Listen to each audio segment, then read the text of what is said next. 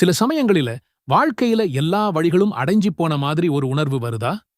தீர்க்கவே முடியாத கடன் சுமை, தீராத நோயின் வேதனை, குடும்பத்துக்குள்ள ஓயாத சண்டைகள், எதிரிகளோட சூழ்ச்சிகள்னு 4 பக்கமும் பிரச்சனைகள் சூழ்ந்து யாரிடம் உதவி கேட்கிறதுன்னு தெரியாம தனிமையில தவிக்கிறீங்களா? மனுஷங்களோட உதவி கிடைக்காத அந்த நொடியில அல்லாஹ் ஒருவனோட உதவி மட்டும்தான் நம்மை கரை சேர்க்கும். அந்த உதவியை அல்லாஹ்விடம் உருக்கமாக கேட்டுப் பெற நம்முடைய இஸ்லாமிய பெரியோர்கள் அழகான ஒரு வழிமுறையை நமக்கு காட்டித் தந்திருக்கிறார்கள். குரானில் உள்ள ஒரு சிறிய அத்தியாயத்தையும் அல்லாஹ்வின் அழகிய திருநாமங்களில் ஒன்றையும் இணைத்து நாம் கேட்கும்போது நம்முடைய கவலைகளை அவன் முன் சமர்ப்பிக்க அது ஒரு சிறந்த வழியாக அமைகிறது. நாம் இன்று பார்க்கப் போகும் அந்த அழகான தீர்வு சூரா அல்-ஃபீல் மற்றும் அல்லாஹ்வின் திருநாமமான யா லத்ஃபீஃப் ஆகியவற்றை இணைத்துச் செய்யும் ஒரு அமல் ஆகும். முதலாவதாக சூரா அல்-ஃபீல். இது திருக்குரானின் 105வது அத்தியாயமாகும். இந்த சூராவில் ஆப்ரஹா என்ற அரசன் புனித கபாவை இடிக்க ஒரு பிரம்மாண்டமான யானைப்படையுடன் வந்த கதையை அல்லாஹ் நமக்கு ஞாபகப்படுத்துகிறான். ஆனால் அல்லாஹ் அந்த பெரிய படையை சின்னஞ்சிறிய பறவைகளைக் கொண்டு அழித்து தன் ஆலயத்தை பாதுகாத்தான். இதிலிருந்து நாம கத்துக்க வேண்டிய பாடம் என்னன்னா, நம்முடைய பிரச்சனைகள் அந்த யானை மாதிரி எவ்வளவு பெருசா இருந்தாலும் அல்லாஹ்வின் சக்திக்கு முன்னாடி அது ஒண்ணுமே இல்லை. இந்த சூராவை ஓதும்போது அதே போன்ற பாதுகாப்பை அல்லாஹ் நமக்கும் தருவான் என்ற அசைக்க முடியாத நம்பிக்கையோடு ஓதணும். இரண்டாவதாக யா லத்தீஃப். இது அல்லாஹ்வின் திருப்பெயர்களில் ஒன்று. அல் லத்தீஃப் என்றால் நுட்பமானவன், மென்மையானவன், நம்முடைய அறிவுக்கு எட்டாத, நாம நினைச்சுப் பார்க்காத வழிகளில் இருந்து நுட்பமாக உதவி செய்பவன் என்று பொருள். நாம் ஒரு பிரச்சனைக்கு இந்த ஒரு வழிதான் தீர்வுன்னு நினைச்சிட்டு இருப்போம். ஆனால் அல்லாஹுவோ அதைவிடச் சிறந்த, முற்றிலும் எதிர்பாராத வழிகளில் இருந்து நமக்கு உதவுவான். யா லத்தீஃபு என்று நாம் அழைக்கும்போது, ஓ நுட்பமாக உதவுபவனே, உன் உதவி எனக்குத் தேவை என்று அவனிடம் மன்றாடுகிறோம்.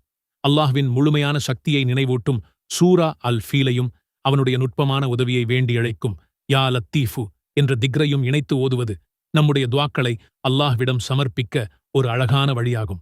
இந்த அமலை எப்போது வேண்டுமானாலும் செய்யலாம். ஆனால் இஷா தொழுகைக்குப் பிறகும், குறிப்பாக இரவின் கடைசிப் பகுதியான தஹஜ்ஜத் நேரத்திலும் செய்வது மிகவும் சிறப்பு வாய்ந்தது. ஏனென்றால் அந்த நேரங்களில் அல்லாஹ்விடம் கேட்கப்படும் பிரார்த்தனைகளுக்கு பதில் கிடைக்கும் வாய்ப்பு அதிகம் என்று ஹதீஸ்கள் கூறுகின்றன. உளூ செய்து கொண்டு ஒரு அமைதியான இடத்தில் அமர்ந்து கொள்ளுங்கள். உங்களுடைய தேவை என்ன என்பதை மனதில் முழுமையாக நிறுத்தி அல்லாஹ்விடம் உதவி கேட்கப் போகிறேன் என்ற தூய்மையான எண்ணத்தை ஏற்படுத்திக் கொள்ளுங்கள். முதலில் நம் உயிரினும் மேலான நபிகள் நாயகம் ஸல்லல்லாஹு அலைஹி வஸல்லம் அவர்கள் மீது 11 முறை ஸலவாத் ஓத வேண்டும். துஆக்களின் ஆரம்பத்திலும் முடிவிலும் ஸலவாத் ஓதுவது அந்த துஆ அங்கீகரிக்கப்படுவதற்கு ஒரு காரணமாக அமைகிறது. அடுத்து சூரா அல்-ஃபீலை 7 முறை ஓத வேண்டும். ஒவ்வொரு முறை சூரா அல்-ஃபீலை ஓதி முடித்த பிறகும் யா லத்தீஃபு என்று 7 முறை கூற வேண்டும். இதை தெளிவாக நினைவில் கொள்ளுங்கள். ஒரு முறை சூரா ஃபீல், பின்னர் 7 முறை யா லத்தீஃபு. இதுபோல மொத்தம் 7 முறை செய்ய வேண்டும். இந்த சுழற்சியை 7 முறை செய்து முடித்த பிறகு இறுதியாக மீண்டும் 11 முறை நபிகள் நாயகம் ஸல்லல்லாஹு அலைஹி வஸல்லம் அவர்கள் மீது ஸலவாத் ஓத வேண்டும். இப்போது உங்கள் இரு கைகளையும் ஏந்தி அல்லாஹ்விடம் மிக உருக்கமாக உங்கள் தேவைகளைக் கேளுங்கள். உங்கள் கடன்கள், நோய்கள், குடும்பப் பிரச்சினைகள் என அனைத்தையும் அவனிடம் கொட்டித் தீர்த்து கண்ணீருடன் பிரார்த்தனை செய்யுங்கள். யா அல்லாஹ், ஆப்ரஹாவின் யானைப் படையை ஒன்றுமில்லாமல் ஆக்கிய நீ என் பிரச்சனைகளையும் இலகுவாக்குவாய் என்ற நம்பிக்கையுடன் உன்னிடம் கேட்கிறேன். யா லத்தீஃபு, என் பார்வைக்கு எட்டாத உன்னுடைய நுட்பமான வழிகளில் இருந்து எனக்கு உதவி செய்வாயாக என்று மன்றாடுங்கள். நினைவில் கொள்ளுங்கள், இது நபி ஸல்லல்லாஹு அலைஹி வஸல்லம் அவர்கள் காட்டித் தந்த கட்டாயமான ஒரு வழிபாடு அல்ல.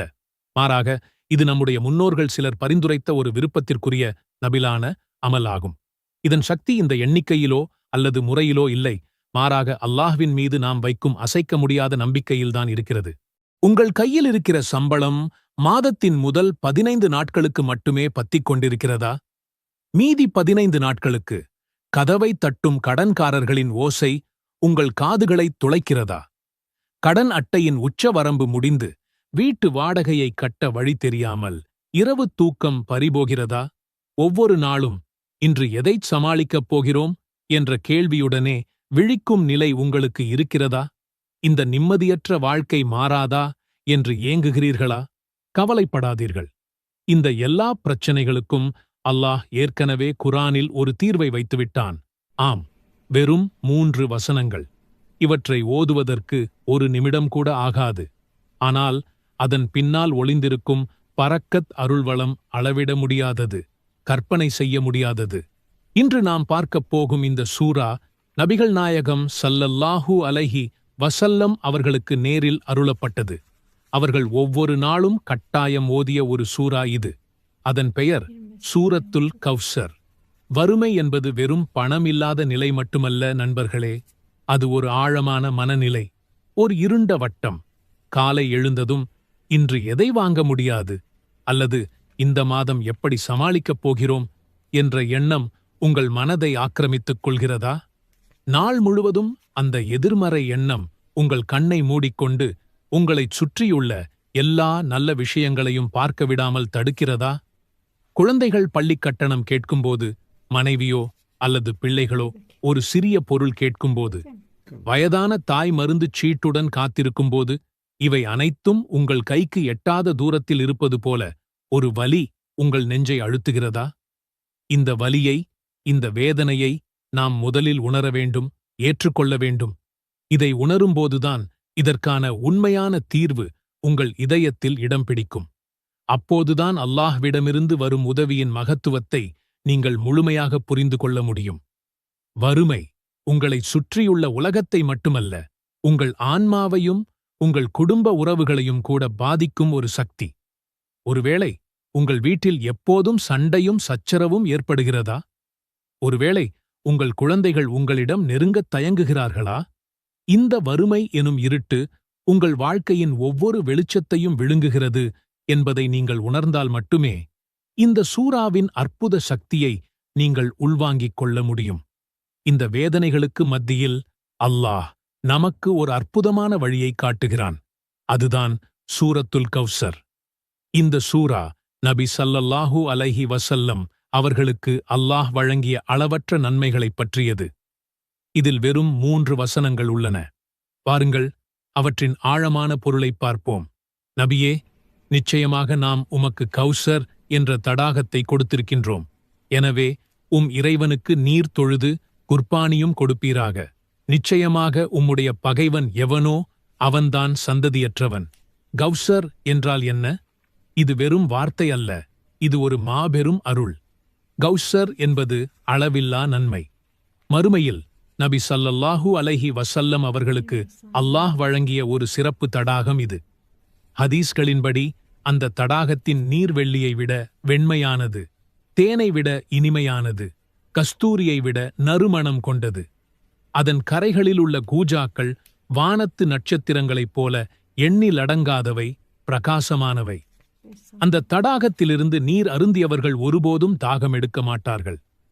இந்த வசனம் என்ன சொல்கிறது என்றால், அல்லாஹ் நபி ஸல்லல்லாஹு அலைஹி வஸல்லம் அவர்களுக்கு மட்டுமல்ல, அவர்களின் உம்மத்தாகிய நமக்கும் அளவற்ற நன்மைகளை, அருட்கொடைகளை தயார் செய்து வைத்திருக்கிறான். நாம் செய்ய வேண்டியது என்னவென்றால், அவற்றைப் பெறத் தகுதியானவர்களாக நம்மை மாற்றிக்கொள்வதுதான்.